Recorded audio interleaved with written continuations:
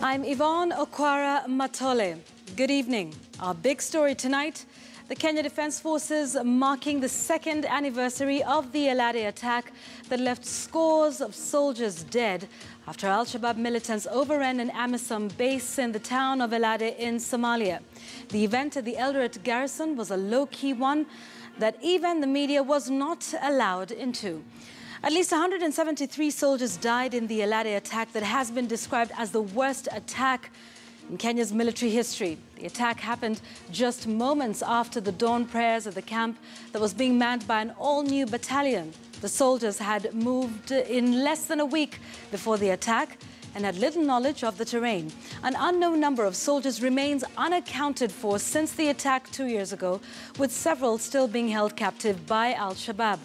Families of the fallen soldiers continue to wallow in pain of losing their loved ones, some of whom have never had closure 2 years later.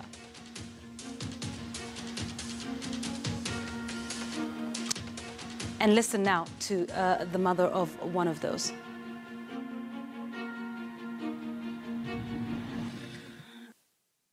Hiyo tarehe nikikumbuka inaniumiza sana roho mpaka hata silali. Ninawasa tu nimepoteza mtoto na sitawahi muona tena. So ningependa kama kweli inasemekana wako na wanatafutwa, kweli watutafutie watoto wetu, kwa sababu hata hiyo fedha hata nikikula inaniuma roho sana, kwa sababu haitoshani na ile maisha yake. Because he was a pastor, he used to give me spiritual advice. I lack even words to describe him.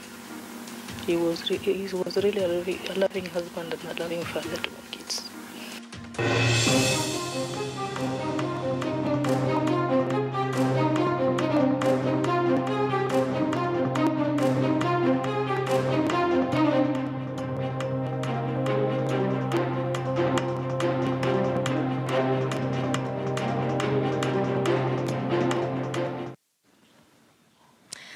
Tonight, I'll be speaking with Patrick Gadara, a journalist who has been following the events and the people around the El-Adde attack since it happened. I also have Byron Adera, who's a former Special Forces officer. The two will help us appreciate the lessons Kenya has learned, if any, from that attack, what went wrong, and the missing links between KDF and the families of the fallen soldiers. But before that, let's cross over to our lead reporter here on The Big Story, that's Sophia Wanuna, to talk a little bit more about this. Sophia, I know you have also been working your sources today, even as we commemorate the second year after this most horrific attack in Kenya's military history. So what more can you tell us? What have you learned from those that were quite involved in this about just what went wrong on this date 2 years ago? Good evening, Yvonne. Yes, a government 2 years on that continues to remain mum about what exactly transpired on the dawn of 15th of January 2016 that saw a company of KDF, the military based in Somalia, that El-Adde massacred literally by those terrorists who attacked. But speaking to highly placed sources, well versed with the goings on, but however cannot reveal their identities due to the sensitivity of this matter, they speak of inexplicable mistakes that were made, in the sense, Yvonne, saying that this attack could have been avoided. One of the things we hear about and has largely been spoken of, but of course no confirmation from government or the defense, DOD that is, the Department of Defense, is that in the lead up to this attack, just hours before it happened, there was an evacuation of the Somali National Army just a few kilometers from where the El-Adde KDF camp was. There was also an evacuation of the locals in El-Adde town. Now, you need not, Yvonne, be an expert or even have experience in intelligence gathering, one would imagine, to just realize there is is movement. A whole town is leaving, and they were being evacuated by the al-Shabaab in readiness and preparing for this attack. The Somali National Army as well leaving their base, aware that there was an imminent attack. However, that information, KDF, none of the Kenyan team getting to know about it, and the attack happening. And then you've mentioned the rotation, which is a common practice, that personnel in the military will once in a while be rotated, different bases, just to make sure there's no fatigue setting in and there's a change of environment. However, in this particular case, you will not find rotation of personnel taking place 100%, because there will be a sense of leaving some institutional memory, people that can, in a sense, just get these new people coming into that area, well versed with their new surroundings, with the territory, with what to expect, with how the region, the threats, the issues there are. But 100% of the personnel before the El-Adde attack had been rotated. Another issue that many say in the military could not be understood how that could have been allowed to happen. So to have very new, very fresh people just getting to understand the kind of even threats and region they're in and the kind of issues they have to grapple with. Yvonne, you remember, and we've heard a lot about this, and some of the sources within government that know more about what transpired that morning, is that the al-Shabaab, using what they call a vehicle-borne improvised explosive device, were able to get in with bombs attached to that vehicle into the compound, that military base. Now, for such kind of camps, I understand, you will not be able to get a vehicle in. Why? Because they'll have trenches dug all around. And that was missing, that this vehicle was able to go in. And that explosion was so massive that we understand it even vaporized, Yvonne, some of the soldiers there. And so, of course, no communication, not knowing what exactly the numbers, because it is well known that the government and the leadership and the military would have known the numbers and the people, the soldiers, men and women in that camp, no information on that. But also one more thing, Yvonne, we hear about really what went wrong on that day is that the firepower, they were ill-equipped, the team, the company of soldiers at El-Adde, the firepower could not match that of the terrorists. They were literally sitting there, terrorized, massacred, sitting ducks in light of all of the issues that went wrong. And one more thing, Yvonne, when they did call for help, in as far as the air support is concerned, the choppers had to wait until daylight to be able to fly. And one would wonder, with that kind of an operation, why wouldn't they have equipment, choppers that can actually fly at night in this kind of a territory that is dangerous, that you actually have to wait for daylight? So quite a number of issues, Yvonne, that many who know and are well versed with what happened speak about the mistakes, the massive errors that were made. Yvonne. Yes, Sophia, I've been painting such, a grim picture. Clearly, our forces were sitting ducks. But I think there was even more of a furore that was created afterwards with respect to information that was coming out about this attack. Interesting, Sophia. We don't seem to have an official government report 2 years later. Have we heard anything official from government? Perhaps even from Parliament at the time? There was a Defence Committee. Yes, Yvonne, no report, no clarity.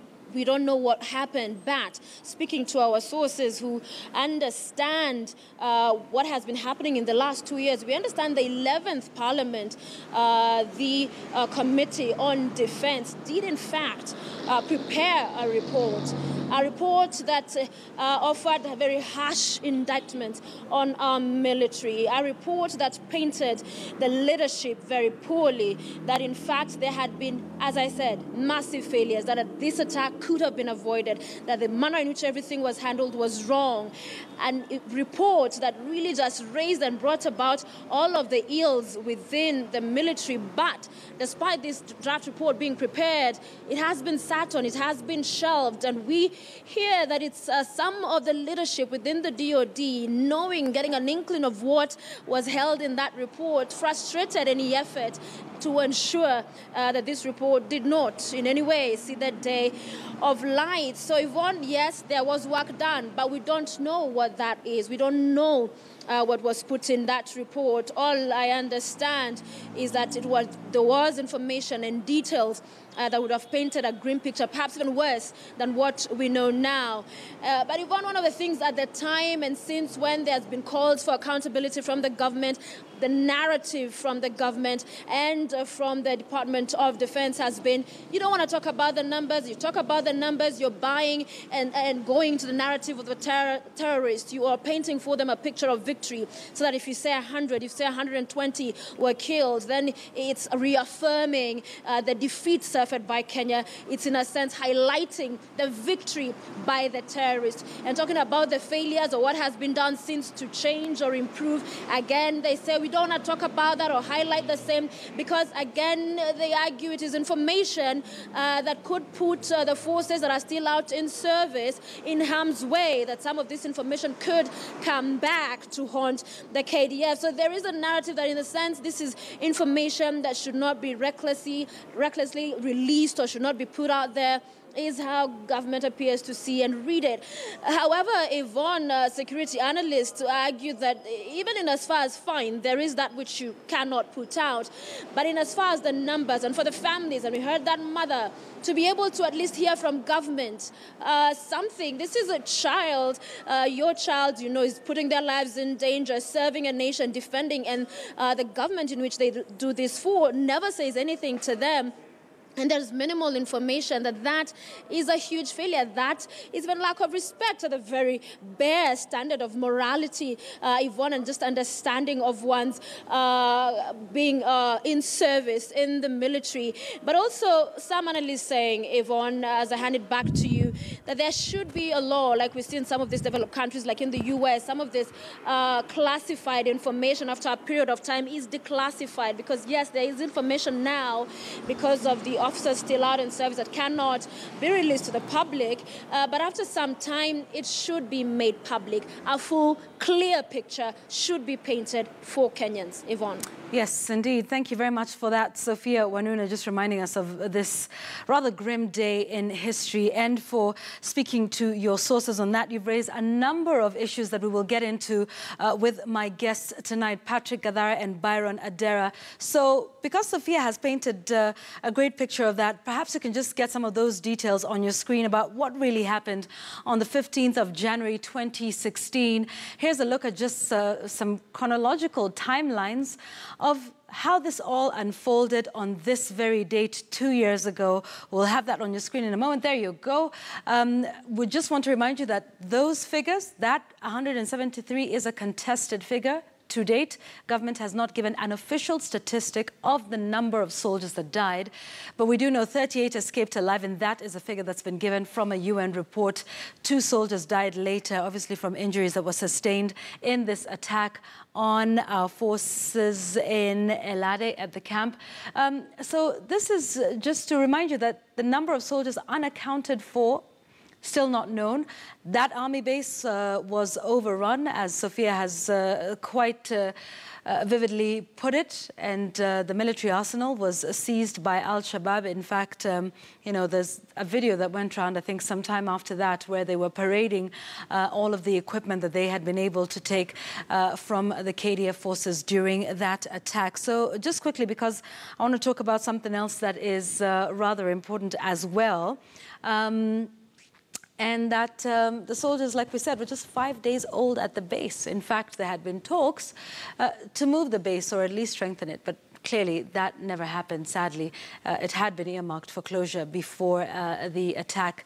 And again, that help came 8 hours later.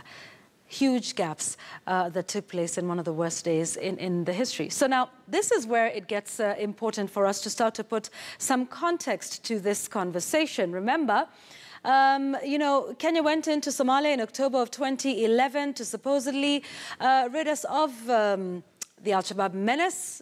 So Kenya Defence Forces as well as AMISON have since made numerous changes in their command tactics fighting against the al-Shabaab, but attacks on civilians and security forces back home in the country continue to happen nearly every month. Here are some of the recent attacks by al-Shabaab. We start with the very latest. Actually, there was one that took place yesterday morning at the Ishakani police station. We understand, in fact, the police station was probably not manned from an attack previously. We understand the al-Shabaab or suspected al-Shabaab militants came in and herded the residents there and were preaching to them. And then, of course, there was the one on the 13th of January where 5 security officers were injured. One woman was killed during that attack. She was traveling in the company of the AP officers. Then there is that one we're talking about where the vehicles were burned on the 13th of January. And so I want to just show you really what's been happening in the country over the last few months. On the 6th of January, there was an attack in Kutulo, in Wajir. A communication mast was destroyed, and of course communication was hampered for some time. No one was injured in that attack. And then on the 2nd of January, and this is the one that is interesting, gangs attacked El-Wak area. 5 security officers were killed, and that was just this month. The first attack took place on AP officers who were on patrol. Those 5 officers were 2 officers and 3 reservists. And this area has seen some frequent attacks, not just this year, but over the last few years. And then you go back to the 30th of December. This was where Ijara police station was attacked and looted. An unknown number of militants, the incident report put it at more than 100, attacking both the Kenya police camps and the administration police camps. The exchange of gunfire took place for about 2 hours, and the attack took place at about midnight. They set the station on fire. All records were destroyed, including the office of the OCS. And then they attacked a church nearby. 13 officers were injured in that attack, but 5 of the attackers were killed by KDF. On the 28th of November, in Nyongoro, a police escort vehicle was attacked. 2 AP officers were killed. So as you can see, the death toll continues to rise, even though Kenya went into Somalia in 2011, rehatted later under AMISON, but this was the very same thing they were to prevent with the operation in Somalia. But still, we continue to be casualties inside the country. Now, these are the counties that are most prone. And in fact, that road, I believe, the El-Wak Kutulo road, links these counties, Garissa, Mandera, Wajir, and Lamu, Ijara police station, of course. So something is definitely going on there, and these are the counties that border Somalia, or at least are close to the border with Somalia. So we want to talk about that now and understand what is happening in the country with the war on terror. One of my guests is about to tell me it's not a war on terror, and we'll be finding out from him why in just a moment. My guest, once again, on The Big Story tonight, Patrick Gadara, journalist who's followed this attack and its aftermath since the beginning, as well as Byron Adera, who's a former Special Forces officer. Gentlemen, thank you both for joining me on The Big Story tonight. Byron, I'd like to start with you. It's been 2 years on. We don't know much, but you have been in situations like this, some even more sensitive. You know, what went wrong, and have we learned from it? Oh, thanks, Yvonne, for the opportunity to join you in this great discussion. I'd like to mention the fact that war fighting is a very complex activity, actually emotionally so. And within the space and time, there's so much diversity. Now, if you have a look at the situations that went down in El-Adde, very sad, and families are grappling with pain of loss of family members, parents, brothers, sisters, and in my own perspective now, comrades, in arms. I'd like to say that, yes, several failures, but then I'd like to have a look at the way we could learn lessons out of those failures. So other scholars put it, or call it failing forwards. Ideally, I know whatever has been highlighted in terms of catastrophic losses, in terms of numbers, is enough to put it in a region where it's a very large-scale kind of loss, almost drawing parallels with what the world has suffered in the past. Talk about Pearl Harbor, talk about the loss that was experienced by the U.S. just the other day, years back, World Trade Center. All these activities that basically have a common background. So the counterterrorism strategies that have been coined or put in place by different armies across the world, organizations as they are, I think are grappling with a threat that is very, very complex. Terrorism is faceless as it is, and if you're talking about the space that we're analyzing, Somalia is absolutely complex. There are several playing factors that would be very unfair if we did consider the losses of the failures of KDF as it is, just on one side without having a look at the several factors at play. And what would those factors be, Byron? Those factors, as diverse as they are, terrorism as it is a threat that doesn't have a common front. It's very faceless. The guys that you're fighting can easily blend in. So it takes you into a region where you're fighting an enemy that can pretty much easily blend in and disappear into the common population. But then most importantly, we are thinking about the whole setup of the AMISON, as constituted. Several countries have contributed forces into the theater. And so brings with it all the complexities of coordination of activities, synchronization of actions here and there, interoperability of several forces that don't necessarily have common backgrounds in training, in doctrine, in perhaps discipline and matters tactics, all the way up to the strategic configuration of the counterterrorism strategies that are meant to maybe detect, protect, pursue, destroy, defeat the enemy. So if all those things are not in perfect synchrony, then you have breakdowns. And as was clearly demonstrated by the big loss, there's just so much that you can consider side by side with that loss that would bring a lot of sense into this discussion. Okay, so there's what's happening in, as you call it, the theater of war, what happened in El-Adde. But there's also what happened thereafter in terms of holding somebody, anyone to account, and perhaps just getting information about what really happened. Patrick, this is something you've been following for the last 2 years. What irks you the most on this date, 2 years after this horrific attack? Well, I think for me what really pains me is that we lost pretty much around 200 people at El-Adde, and there has been to date nobody held to account for it. There has been absolutely no even report, as you said, as your introduction showed, from government that says this is how many people we lost, this is why we lost them, and this is what we are doing to ensure that it's not going to happen again. And it's really, we're in a scary place where it seems to me we act as if we don't care about the lives of the people we are sending into Somalia supposedly to protect us. And I think we are betraying the trust that they put in us, both in government, the people who give them the orders, and in the KDF, but also us as citizens. Because we have a compact. They will go and fight, and we will have their back. On this side, we will make sure they are taken care of. And the fact is, we've been content to simply stay back, say, oh, that's a military thing, leave them to it.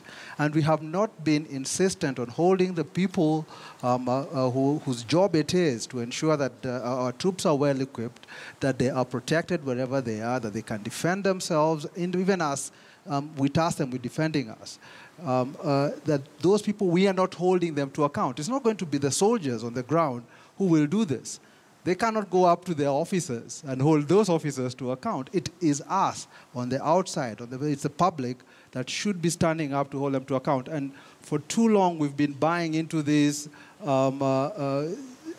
narrative being sold by government, by KDF, that, oh, we should just honor our soldiers and keep quiet because it's a military matter. Yeah, because Gadara, they're going to say that, they have been honored. I think, right after the attack, Buhari, I believe, came in and there was this whole ceremony. In fact, today as well, in Eldoret, there was a ceremony to do just that. And here's the other thing they say, pointing out the exact numbers is victory for al-Shabaab. I'm sorry, but to be quite honest, that is rubbish. First, we shouldn't be honoring people in anonymity. You know, look at how the U.S. fights its wars, and I don't think anybody would argue against them being one of the most effective fighting forces. You know, you can go to the Department of Defense website, and you will see the numbers and names of the people who have died. They honor them. They don't hide them. You know, and it is really not true that if you put out you say how many people you lost, that somehow you are endangering other soldiers. This is actually not true. You know, it is more the people they're actually protecting are their senior officers. You know, it is a way to avoid accountability by trying to minimize, to let us not understand the scale of the defeat that we suffered and the scale of the incompetence that was exposed. All right. And there's one other thing I'll say. Okay. I think when we talk of honoring our soldiers, you know, we really have to do it. You know, we can't just use it as a way to hide. You know, it cannot be, and I keep repeating this, it cannot be the case that we will be content to ignore the failures of the KDF. Remember, a year after El-Adde, we had yet another attack on yet another KDF camp, and we lost another 68 people. You know, how are we honoring our soldiers when we keep constantly exposing them to these dangers? Okay, that's an interesting point. Byron, let's talk about that then. Typically, what should have happened, you know, after El-Adde? You're well versed with what happens within military circles. Should we have heard about persons being court-martialed? Should we have, because then, as Gadara puts it, Kulbio came a year later, 68 soldiers, you know, died, again in another horrific attack. So take us through what would typically happen after something as devastating as El-Adde. Okay, with the military precision, you'd expect quite a bit of an action review. We should come up with, you know, points that are absolutely well analyzed and clearly articulated, well thought through, in line with prevailing circumstances and against the backdrop of what exactly took place. And with a lot of focus in making sure that such do not happen in future, but most importantly that people are prepared both in you know, the wherewithal to prevent such and all related activities happening. I think I do agree to an extent that there's got to be accountability, especially to the citizenry who are as much a part of the beneficiaries of security. Part of the army going out there to do business, and as it is, the going into Somalia in 2010, 2011, the product of which is basically to benefit the citizenry with security and safety and all health. And obviously, that contributes to the stability of the country. These wins what you'd call as the fifth element, national power of national power, the national will. So the thinking, the support that the citizens gives to every strategies and all pursuits that the country is actually putting forward with its leadership and all governance.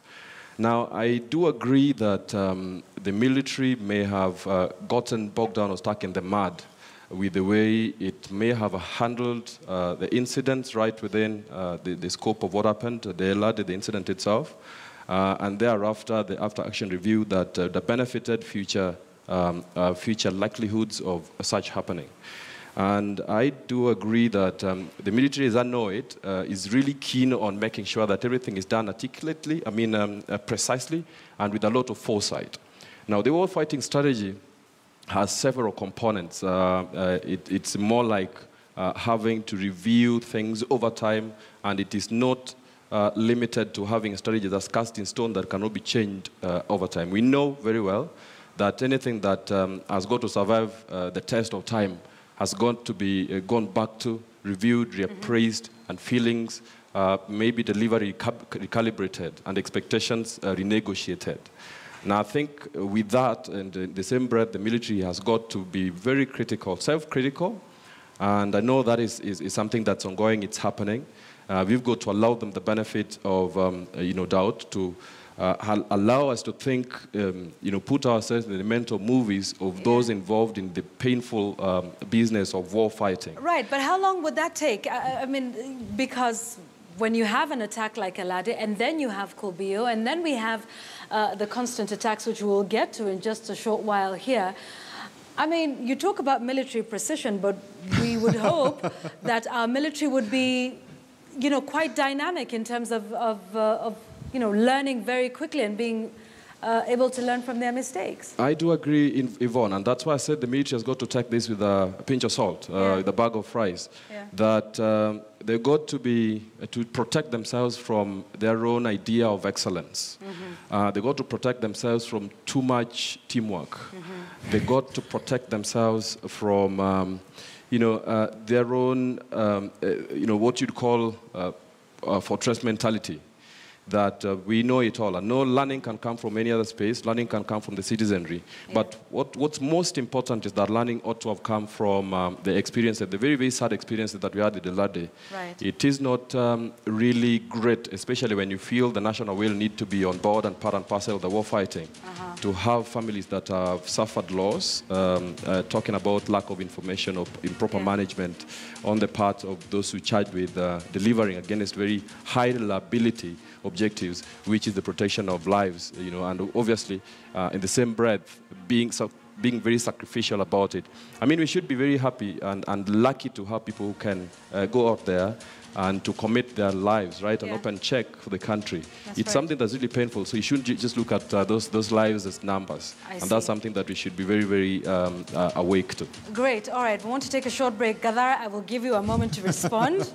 I can hear that, but let's take a break right now on the big story. When we come back, we'll talk a bit more about that and, you know, what's really going on within Somalia and the war on terror. And Gadara can tell me why he doesn't consider it a war on terror. Right here on the big story. We'll be right back.